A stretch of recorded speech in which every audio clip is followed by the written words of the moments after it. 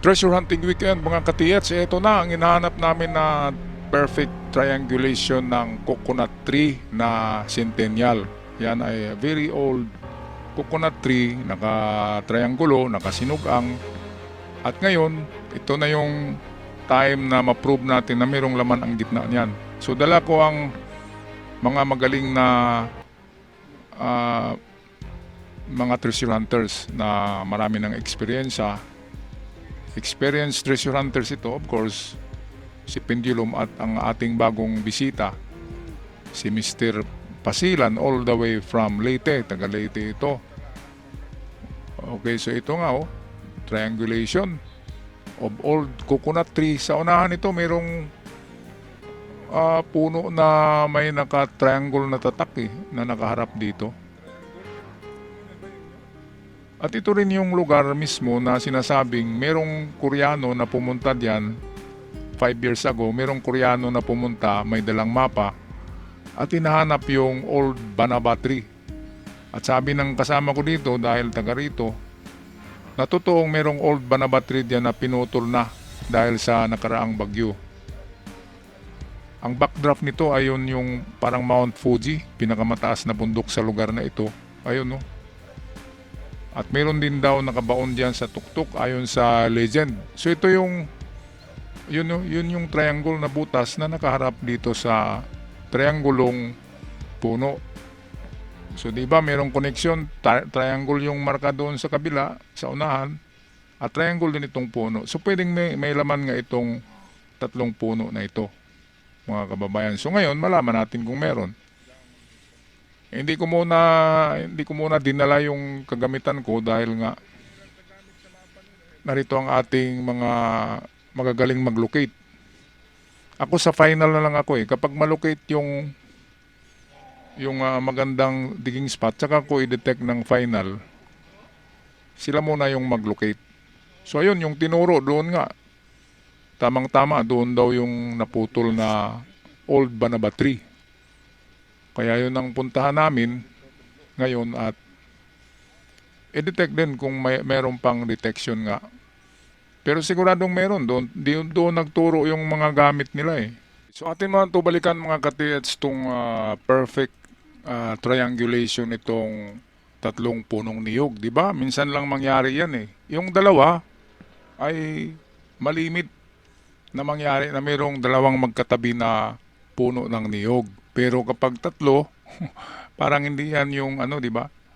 Parang hindi yun yung paraan ng pagtanim ng ating mga lolo't lula noon. Noon, ang lula ko nagsabi na pag nagtanim daw sila ay talikuran yung dalawang puno. Para kapag namatay yung isa ay meron pang isa. Pero tatlo, wala akong narinig na tatluhan yung pagtanim ng punong niyog. Kaya ito'y something peculiar, di ba mga kababayan, mga katiyats. Kahit saan kayo magpunta na lugar, bihira lang kayo makakita ng tatlong puno ng niyog na itinanim. Pwedeng dinagdag yan ng hapon kasi itong dalawa dito ay matanda na talaga pero yung isa parang bago. Pero pareho silang matatayog. Okay, so kanina nga ay nagpendulum dito si penduluman pero hindi detect dito sa expected natin na gitna. Ang tinuro ng penduluman, ng kanyang pendulum ay papunta doon sa sinabing merong napakalaking banaba tree na hinahanap ng isang Koreano noon. Kaya perfect. Kapag ganun, nasa 300 meters galing dito malayo-layo o 200 mahigit meters ang distance noon, estimated lang. So pwede pang na-detect siya ng mga manual na gamit ng pendulum tsaka ng Japwan ng ating katiats from Leyte.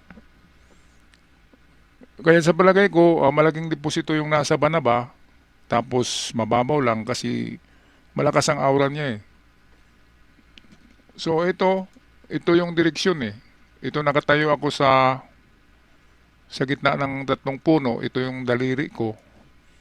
At ito yung tinuturo na parte, ayan.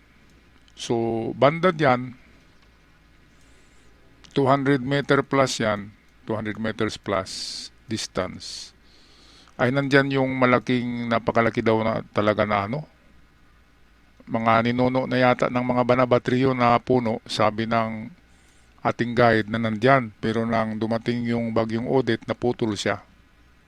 Kaya nang dumating yung hapon, I mean that Koreano na may dalang mapa, hindi niya natagpuan ang Banabatri. Pero ito na site. Ang marker siguro na tiningnan ng hapon na nakita niya ay ng Koreano ay itong tatlong ito. Dahil siguro nang makita niya ito, kasi naka-drawing yan sa mapa eh. At nalaman niya na nandyan sa unahan. Pero nang tingnan niya, yung banaba na hinahanap niya, which is nandun sa banaba yung item, ay wala na. Kaya of course, maraming hindi magaksaya ng panahon yung mga Koreano at Hapon eh.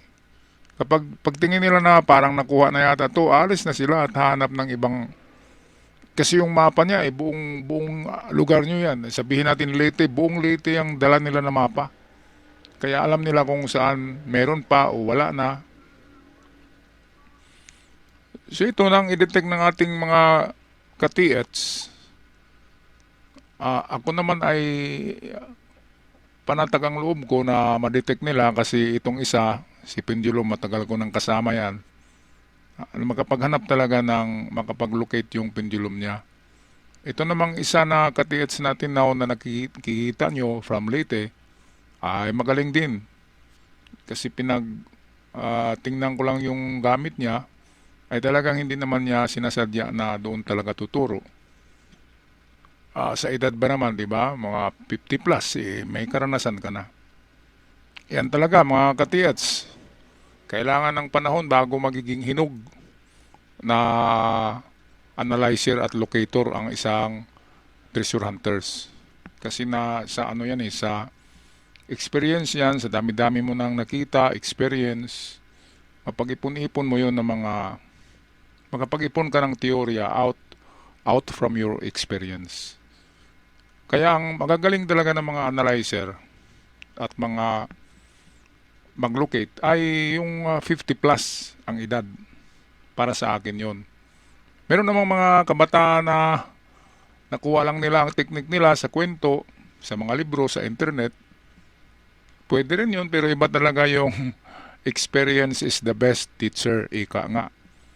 Okay, so patuloy tayo. So ito yung area ng sana meron tayong pambili diyan, no? Bilhin na lang tong buong lupa na to, mga kababayan.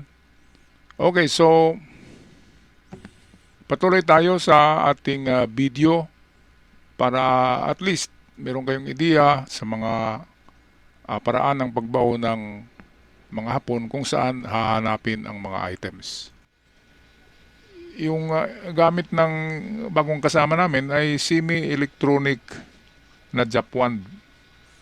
Nakasaksak kasi siya sa frequency modulator. Meron siyang parang power na doon isasaksak, mababasa ang frequency kung malakas o hindi. So Pendulum plus Japwand doon nagtuturo sa malayo. Bakit naabot ang malayo? Siguro mababaw lang ang pagkabaon, kaya lumalabas ang aura at madaling ma-detect kahit malayo. So ito muli oh. Ayun, doon pa rin. Doon pa rin nagtuturo. Yun, sa may baka na puti. Oh, merong nakatingin, no? Hindi namin kasama yun, nakatingin ng nag-i-espiya. Okay, so doon sa may baka, ang Banabatri. Ayun, so hindi ko na nabidyuhan ang pag-detect nila ng mga kasama ko kung malakas doon. Pero sabi nila kanina ay nang matapos itong video ay malakas daw ang detection doon at tamang-tama. Ito kasi tinuturo ng junior ko yung Mount Fuji, ang tawag ko yung ganyang mga bundok. Ayun, no, mataas yan, sobrang taas niyan. Kasi itong lugar na to ay bundok na ito. Itong inaapakan namin, bundok na rin ito. Ito ay high altitude na lugar. At parang pinatong din yung isang mataas na bundok. So dubling bundok na ito. Kaya napakataas ng bundok na yan. Kung susukatin, nakadungaw yan sa bayan. Kaya kung aakyat ka doon, kitang-kita mo ang lahat ng mga kabundukan din sa unahan. So ayan, Mount Fuji. Napakaganda ng legend ng kwentong urban legend yan dahil meron daw mga nag-recovered na hapon noon 30 years ago sa lugar na ito. Kasi merong project dito ang JICA. Alam naman natin ang JICA kapag nag-donate yan ng mga highways or daan sa bundok, lalo na sa kabundukan, mga road from farm to market, ganun yung dinodonate nila eh.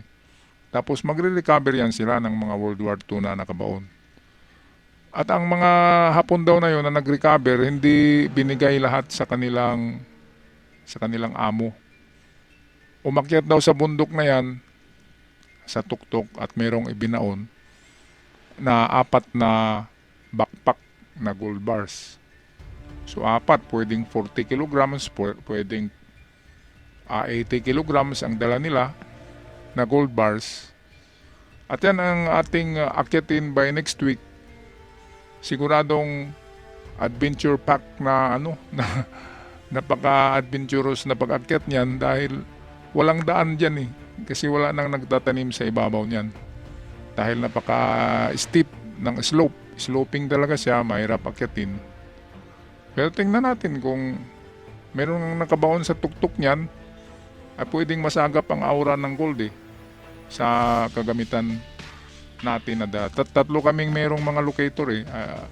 At ang tatlong locator na yan, kapag isang area lang ang tinuturo, pwedeng yun na yun mga kababayan. Alright, so ako'y magpaalam na. Maraming salamat sa lahat at huwag kalimutan mag-subscribe sa mga bago pa lamang.